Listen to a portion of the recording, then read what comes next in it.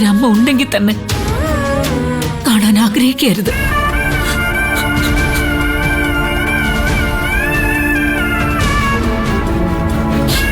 അതൊരു പാപമാണ്.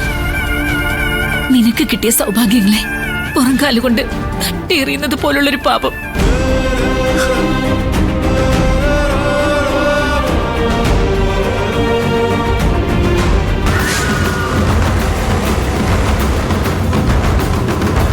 വീണ്ടും ഓരോരുത്തർ വന്ന് നോക്കി നിൽപ്പുണ്ട്.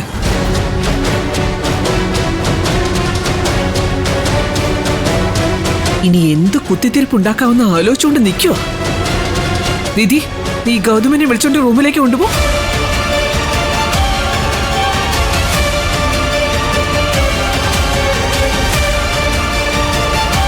നോക്കടേ, വൃത്തിയായിട്ട് തന്നെ നോക്ക്. ഈ നിൽക്കുന്നത് ആരാണെന്ന് നോക്ക്.